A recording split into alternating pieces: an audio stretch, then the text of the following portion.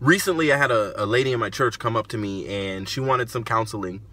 And she told me about the situation going on is that she has a nephew that was staying with her a couple days a week, and then her husband didn't want the nephew to necessarily stay there. And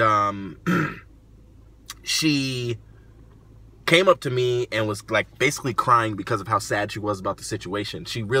Her nephew started serving at the church and doing all kinds of stuff and was a great guy, and she didn't want to upset her husband, but she wanted her nephew to live with them full time, and her husband didn't want that. I didn't know what to tell her. I had no idea. I didn't see a bright side because, you have to honor that marriage relationship. And she just really wanted her nephew to be able to live with them.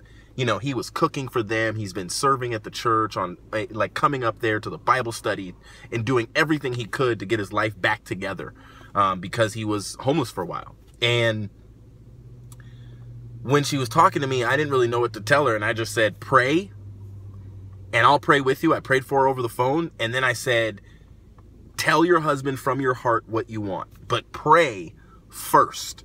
Pray that God gives you the words, like it says here in Luke chapter 21. Don't worry, don't meditate. God will give you the words. Just pray about it.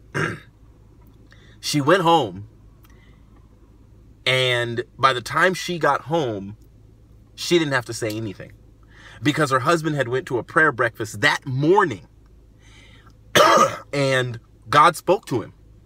And when he got home, he told her how it was going to be. He told her that the nephew was going to be staying there from now on. And here are the rules. And here's the rent he's going to pay. And he is going to be able to stay in the house. And she just worshiped. And I remember I saw her 2 days later at church, and I gave her a big hug, and she cried a little bit. And I was able to celebrate with her. This verse that Jesus says in Luke 21, when he's talking about you're going to be brought up before princes and kings and governors and all this kind of stuff. But don't worry. It will work out for a testimony.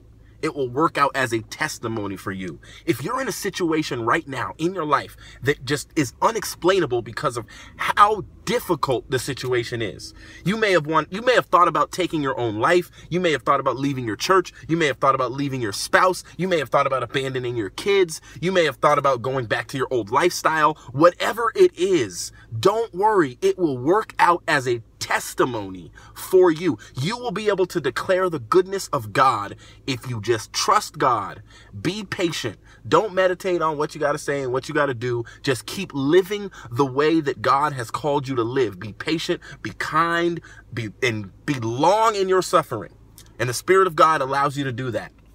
And I promise you, because I'm standing on God's word, that it will work out as a testimony for you. You will be able to testify of the goodness of God as a result of the situation you're in right now. So don't give up. I'll see you guys tomorrow for Luke 22.